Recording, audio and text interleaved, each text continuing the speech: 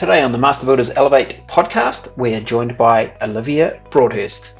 Olivia is a lady tradie and one of the few females in New Zealand that can call herself a qualified builder. Olivia always thought she'd be a police officer, but a chance meeting took her down a different path. Olivia gives us insight into how she got started in construction, what it's like to win an Apprentice of the Year award, and her journey from starting in construction to now being her own construction company owner. Yeah. Olivia, welcome along to the Master Builders Elevate podcast. Fantastic to have you on the show today. Thanks for joining. Thank you very much. Alrighty, we'd like the audience to get to know you a little bit better, so I'm going to throw some fastbacks at you. Are you a breakfast or a dinner girl? I'm going to say, I'm almost a bit of both. It depends how I feel, but I'm going to say dinner person. Dinner, okay. And any plans for tonight? What's on the menu? Steak. Oh, good quality protein. That's what I'd like to hear. Yeah. No, I'm very organised with my meals. Good job. Alrighty, Olivia, on holiday, would we likely find you on the bungee jump platform, or would you be lying on a pool lounger with a cocktail in hand? I'd say bungee jump platform. Nice. And have you actually done that? I jumped off the Sky Tower. It's not really the same. But Right. Oh, it's still pretty daring, jumping off the side of the tallest building. Yeah, it's pretty good effort. It's still high. It certainly is. So not too much of a drama jumping up on roof trusses, etc. for you. No, I thrive off being off high buildings. I did a roof today, so I really do like being up high. It's my element. Good job. And here I've got next one's an interesting for you. Would you prefer work boots or heels? Work boots. Good job. Alrighty, and the penultimate question: cats or dogs? Oh, I've got both, but I'm going to have to say cats. Oh, okay. We're on a minor downhill slide here, Olivia, choosing cats, but yeah. the fact that you've got both, kind of keeps you in the game, so that's quite good. Now, I've got two of each, so. Oh, really? Oh, wow. You're like just about Dr. Dolittle as well as a builder. Just a little bit. Yeah, cool. Hey, and tell me, routine-wise, I mean, I know that most tradies are up and early, but are you an early riser or a night owl? I'm a real morning person. Love the morning. Yep. So what time's normal get up for you? Usually around, depending on what I'm doing, but like 5:30, 6, sort of that time usually. Mhm. Yep. Similar zone for me. Alrighty. And if you were watching a movie, would we find you watching a thriller or a comedy? Comedy.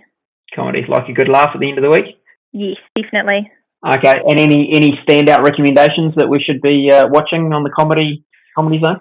Got to go to? No, not currently. I can't think of any off the top of my head, sadly. Just some of those old classics from a while ago. Yeah, I'd say so. Cool. Hey, look, Olivia, we're so excited to have you on the podcast today. You're part of a small, unique breed in the New Zealand construction industry, and that is women that are qualified builders. So, firstly, congratulations on bucking the trend, on being a pioneer, and walking paths that not too many have worked before you. So, admire you immensely for undertaking that. But wonder if you could start us off just by telling us, how did you get started in the building zone? Okay, well, it wasn't something I ever looked at when I was at college. I was always going to be a police officer, but they always told you to go get a bit of life experience. So I did a little bit of travel when I left school for 7 months, and I came home and I didn't want to go back and work in the supermarket like I did when I was at school. So when I ran into a school friend, I ran into her dad in the supermarket, and he had a bit of building work for me to do. But just to fill in the time, I thought, well, that can't be that bad, that hard, and I just started from there, and I worked for him for 3 years, and he gave me my first apprenticeship. Awesome. And in that very first week when you were doing that sort of part-time building work or filling in time, what was it that you were finding at that time? Were there things that you just instantly enjoyed? Was it the aspect of like literally building and being able to stand back at the end of the day and being proud of what you've done? Was it the camaraderie on site? What was it that you remember at that time that was appealing to you? Well, I really liked being outside was my main thing. Like, I was brought up in a farming industry, and I loved being outdoors and like just holding a hammer and stuff. I thought it was pretty cool. I'd never touched any power tools or anything. In my first week, he let me use a nail gun and stuff, and I thought it was like amazing. Awesome. And successful first use of the nail gun? Yes, it wasn't too bad, and like to this day, I still haven't shot myself with a nail gun, so I'm doing really well. You're doing better than most. And tell me, Yeah. was there other builders on site with you when you first started? Yeah, so the boss and just one other, he was like a hammer hand. Yes. So it's just the three of us, and so I started off in a small gang, but I think that's why I enjoyed it so much. Like, it was quite an intimate sort of work atmosphere. Right. And the building industry is somewhat famous for its initiations and let's play a prank on the new person on site. Did they play any of those on you? No, they didn't. I was welcomed with open arms, and I suppose they were really nice to me for the first few months because they wanted to encourage me to stay, not scare me away. Yeah. Oh, fantastic. When did you decide that this was no longer going to be just filling in time before you applied for the police force and you thought that actually I think this is the career that I want? Well, I think I did about 6 months, Fred, and he actually offered me the building apprenticeship. I'm not really sure why he offered it to me, but I went away and thought about it, and I straight away said yes because I looked into it because I didn't even know what BCITO was. I had no idea. Right. So I looked into it and I saw it took 4 years and I saw the opportunity. And I was like, well, I'd be silly to turn it down, and that's why I did it. No. And you went on to become not only complete your apprenticeship but also South Island Apprentice of the Year in 2017. So that's a pretty amazing feat. What stands out for you when you think back to what led to that winning that award? Well, my BCITO instructor, I'll call him, he strongly encouraged me to have a go. So I put a lot of effort into my application because I just wanted to have a really good chance. And he was just a strong encouragement as well. And that was when I worked for Neil. They both strongly encouraged me to have a crack. Mm. And what was the actual competition like for you? I really enjoyed it. I found all the young guys were very inviting. Also a little bit shocked because I was the only female there.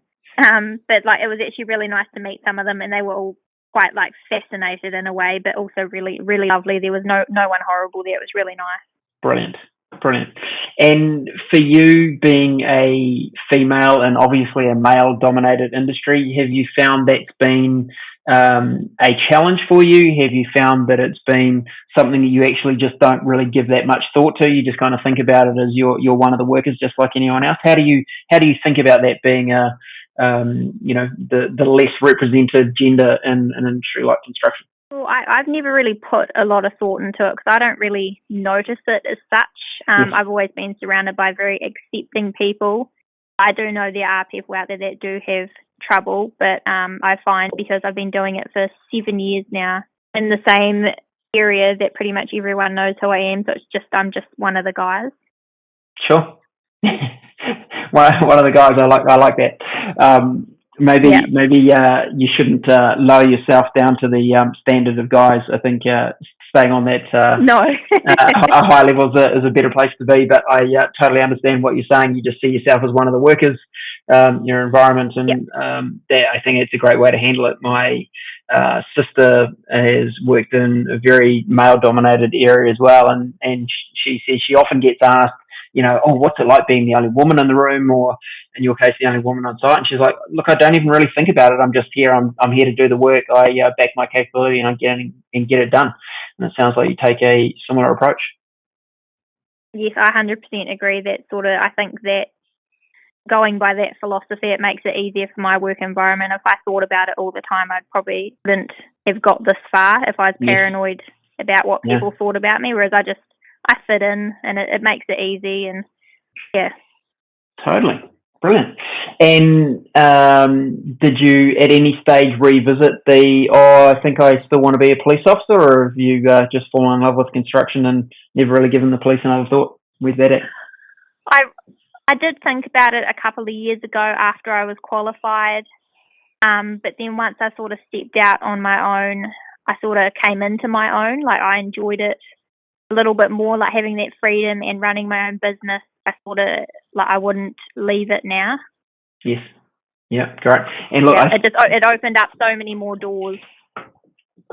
Absolutely. And I think, Olivia, you've got plenty of scope left should you choose to revisit the police at any stage. I see that New Zealand's oldest police graduated this week, a female, and she was 57. So there you go. Oh, wow. You've got a few decades ahead of building before you have to worry about whether you've given up on and being a police officer at some point. So it's great to see. I might do it when I'm like getting close to retirement. Maybe, you know, when I'm in my 50s, I might have a crack then. Exactly. Sounds good. And tell me, what's the reaction? You're out in a social situation, you don't have the tool belt on, and someone says to you, "Oh, Olivia, what do you do for a job?" And you say you're do you say you're a builder? Do you say you're a construction business owner? What kind of responses do you get? Okay, well, I usually will just say like, "Oh, I'm just a builder," and people will be like, "Just a builder?" They're like, "God, that's amazing! Like, you can't just be a builder. Like, that's awesome."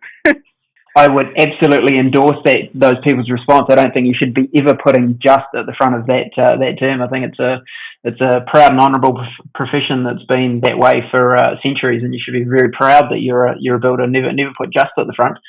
So after you've told them that you're a builder, are people normally surprised? What kind of reactions do you get? I'd say surprised, but probably the biggest thing would be like fascinated. Like, then I get lots of questions about what do you build and where do you work and what do you do? Like, yeah. And have you had other maybe young females that were where you were 7 or 8 years ago, thinking about leaving college and evaluating what they could consider? Have you talked to those kind of girls and maybe given some guidance to them? Have you been able to surprise a few of them and open some thinking for them?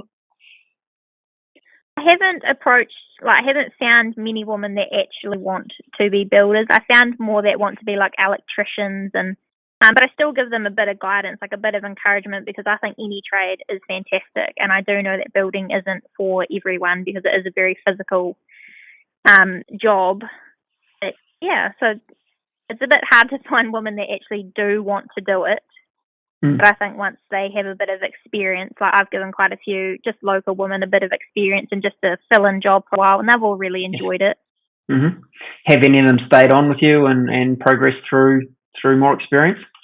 No, they haven't, sadly, but like I said, it's not for everyone, and they have just used it as a little fill-in, but they've enjoyed like learning to use the power tools and just do things that they haven't done before.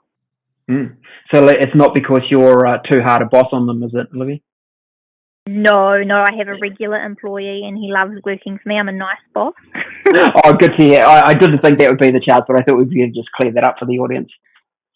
You never know. You don't know. No, I do like to treat my employees as equals. Like I'm not like the boss. When people come on site, they don't even know who the boss is because we all are treated the same, which I think is really how it should be.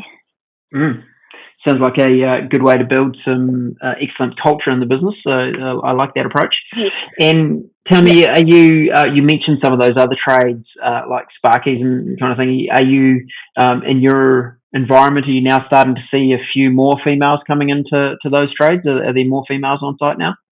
Definitely, I find there are, particularly in painting. I've noticed there are a lot more women, which I think is fantastic.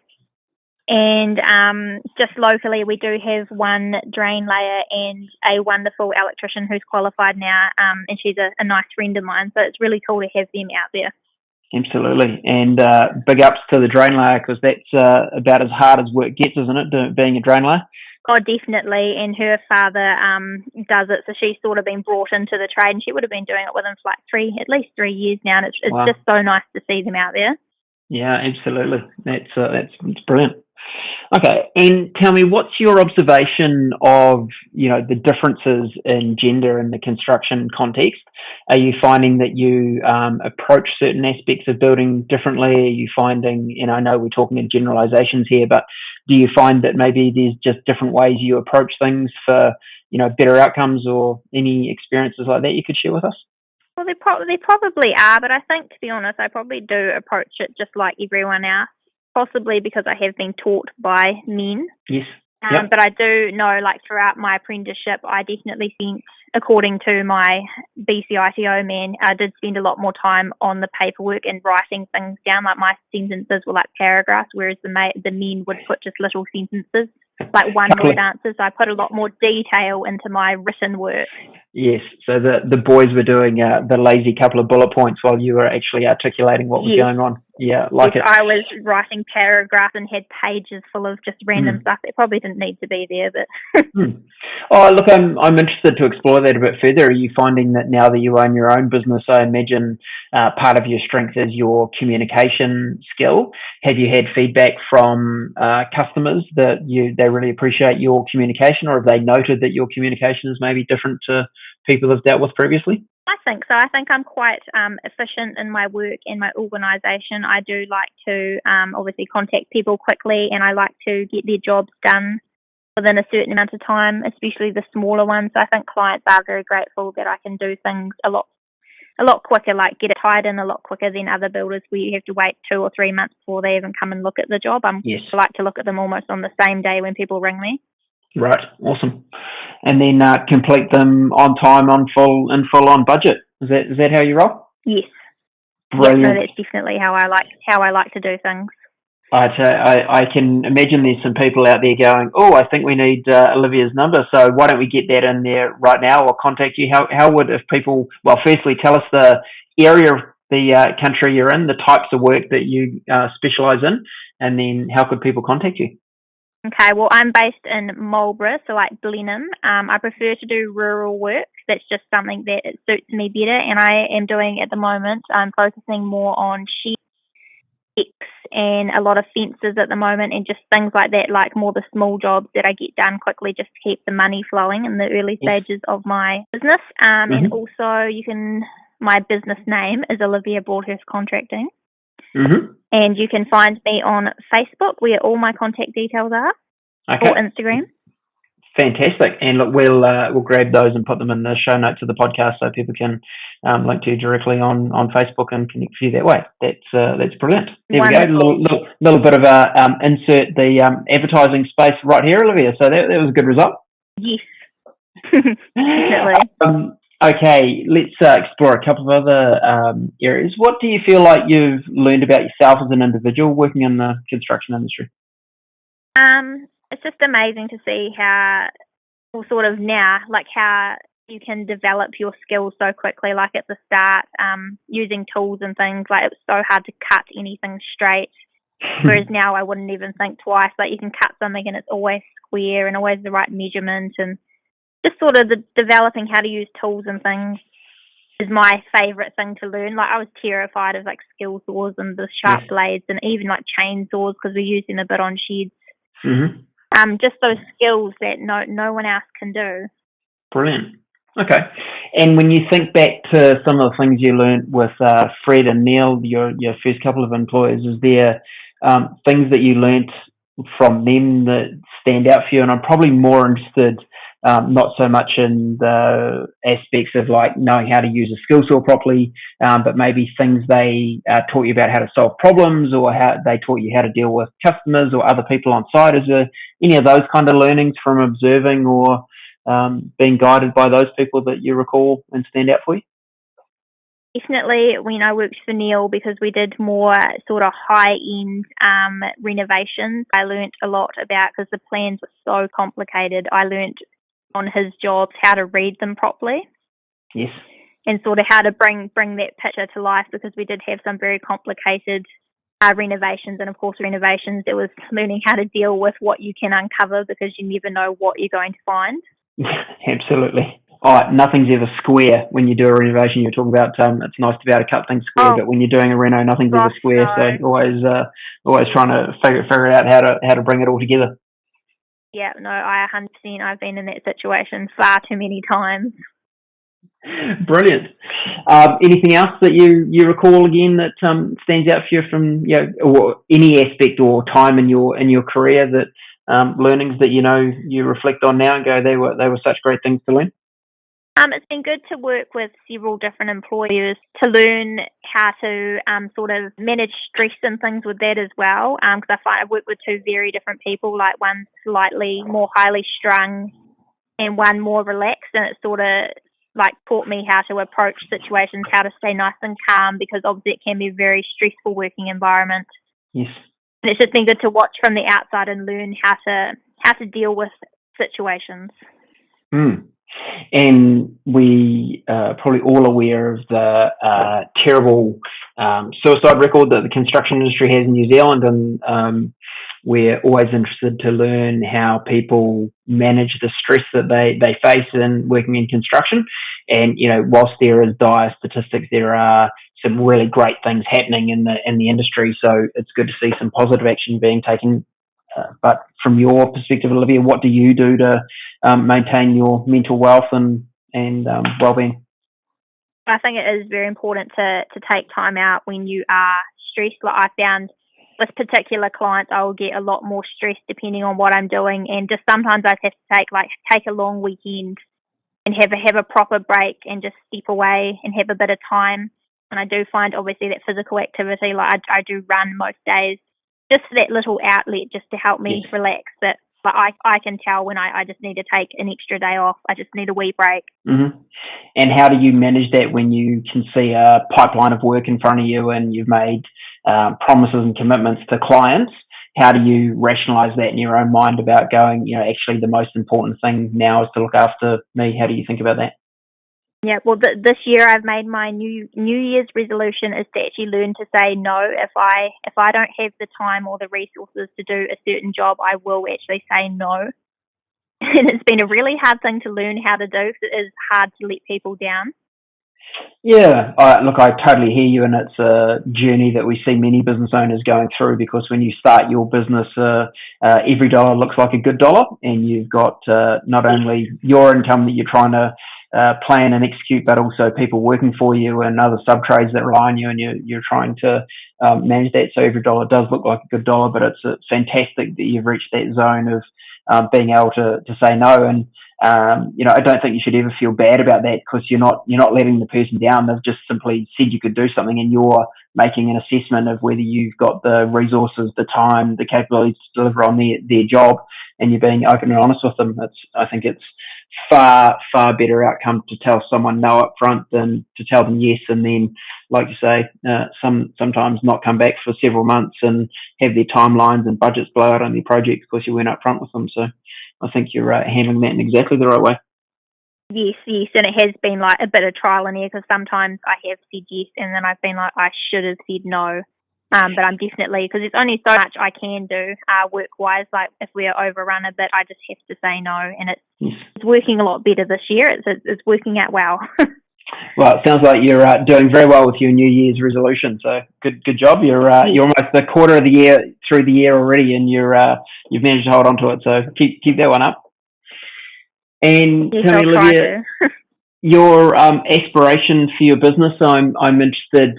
Firstly, tell me about why you decided to go out on your own and create your own business rather than continue working for someone else. What was your thought process and motivations there? I just sort of felt like I couldn't climb any further in the business, which is fine. Everyone gets to that certain point where they're, at my maximum where I was in the business. And I just felt like if I went out on my own, I'd have a little bit more freedom and just the chance to pick the jobs I want to do rather than do the not so fun jobs that I didn't enjoy doing as much, and focus on the bits that I prefer. Like I enjoy working rurally and building a lot of sheds. I love doing decks and fences, and I like doing the odd bathroom renovation. It's just given me the freedom to pick what I want to do. Great. Okay. And what's your aspiration for the business? Do you think you'll continue to employ more people? Would you like it to grow? What are you thinking? Personally, at the moment, I don't want to grow any bigger. I've got one employee, or he actually contracts to me. It's quite an easy work environment at the moment, and maybe in the future, not this year, after all this COVID thing's gone away, I would possibly look at getting an apprentice. Yes. That's awesome. And I wouldn't want to grow. Yeah, I don't want to grow too big. I just want to take things slowly, because obviously getting an apprentice is a massive responsibility. It's basically like having a child. I want to make sure I'm financially prepared to look after them and take them through their apprenticeship. Oh, brilliant, Olivia. I love your sentiment there. And I think it's so rewarding to hear someone that has been given that gift by a previous employer. That was it Fred that gave you that first apprenticeship opportunity, and then for you to be prepared to reinvest. And it's that thing that we know that industry is just very, very short of quality people, and that all the work the industry needs to do to help bring more people on. It takes business owners like you to be prepared to, like you say, take on that extra child. And I'm sure they'll definitely, because they do need a lot of care and commitment along the way, because I've seen far too many apprentices not finish their apprenticeship, and it's just it's terrible to think that they get almost to their time and they just say that they've just had enough, can't do anymore. It's quite sad, really. Yeah, it is a real shame. And look, it is good to see some of the initiatives through BCITO trying to encourage more females into trade apprenticeships. So it's not only good to be doing, helping apprentices, but certainly bringing more females to the industry is fantastic as well. Okay. Yeah, no, definitely. I think it's fantastic. And do you think you'll have a preference when you bring on an apprentice? Do you think you'll have a preference for a male or female apprentice? No, I'm not going to be picky. If I find the right person that is enthusiastic, because I know it is hard these days actually to find a young person that wants to get out there and be hands-on. Not trying to be rude. That it is hard to find the right person, so I will not be biased. I will take on anyone that actually wants to be at work and be out there. Great. Okay. Very good. So I understand it's a little while away from you, but there might be some people that are listening to the podcast that are interested. So maybe they could contact you on Facebook and let you know that when the time is right for you, they'd be interested in talking to you. Oh, definitely. If there's anyone young that is, even just to have a couple of days work experience, I wouldn't mind. Especially young people that might still be at school and not quite sure what they want to do. Yeah, brilliant. And that's a fantastic opportunity to be able to go and get a bit of experience and see what the environment is like. I think that's such a challenge for anyone as a school leaver, as you try to sit there having had very little experience or exposure to the types of roles or jobs you might want to do, and you have to try and make a decision about which path you take. So to have the opportunity to actually go and experience it firsthand is a fantastic opportunity. Yeah, I think it is quite important, because that's how I started, just with a bit of experience, just something to do for a bit, and it just, you don't know till you try if you like it. And Olivia, tell me, what's your some things that you're observing in maybe the construction industry that you'd like to see done better? And I'm very broad thinking here. I'm sure you see areas that could do with improvement. What if you could wave your magic wand around some things? What would you change? I think the one thing I have noticed, and even with myself, this is health and safety related, is that people do not wear earmuffs enough. And it's a bit of an interesting subject, but I've noticed even now, I suppose I've been doing it 7 years, but I've noticed that my hearing is deteriorating slightly. Yes. And at the age of 26, I'm very disappointed in myself for actually not trying a little bit harder, because it's like a lazy thing. I know my earmuffs are over there, but I don't go get them. Yes, yeah, I think that's brilliant insight, and I unfortunately see the other end of that process, where my dad now, who worked in construction as a builder for a very long time, has some real hearing challenges now, and I'm sure a huge contributor to that is the use of power tools and doing the old "she'll be right" attitude. The few steps to walk over to the sawhorse and grab the earmuffs is a couple of steps that will stand you in good stead. Yes, no, definitely. I think health and safety in New Zealand, I know they're pushing for it, but it is hard to actually get people to follow those rules and not stand on top of the 3-step ladder and stuff like that. Yep. Good guidance. Olivia, in closing, is there anything else you would like to share with the audience? Just anyone who would like to have a crack at building. I think if you can just even ask any builders out there, just even if you could do a little bit of work experience, just to see if you'd like it. And obviously there are employees out there who aren't as nice as me, because I'm really nice. But even in those hard times, just to keep pushing through it, because there is a light at the end of the tunnel. Like when you finish your apprenticeship, there are so many doors that open for you, like myself, where you can go out and work by yourself, and you might even end up starting up your own company. Exactly, as you have done, Olivia. And again, congratulations on your journey so far. And I'm sure we're going to see some great things come from you and your business. We look forward to the opportunity to re-interview you when you've not only been, Apprentice of the Year, but maybe Builder of the Year, and then do they have a Shed of the Year category in the House of the Year? So maybe we'll see you as winner of that division of the awards as well. It would be nice because I've actually built some absolutely incredibly beautiful sheds that you wouldn't even know it was a shed. I've done some pretty fancy ones over the years, so they're a pretty cool section to enter. Okay, so we better go to your Facebook page and Instagram to have a look at some of those sheds. So tell me what are your contact details? Facebook and Instagram. It's just Olivia Broadhurst Contracting or Olivia Broadhurst Building. I'm pretty sure it's one of those. Okay, we'll track down the right one and make sure that it's in the show notes so people can easily find those and go and have a look at some of the amazing sheds you've been building. Hey, Olivia, would like to thank you so much for sharing your time with us, giving the insights. Again, congratulations on being a bit of a pioneer in our construction industry, and we hope that your insights will encourage others to take a similar path. So, hey, nice one, Olivia. Thanks again, and have yourself a fantastic weekend. Awesome. Thank you. You too. Okay, thanks. Bye.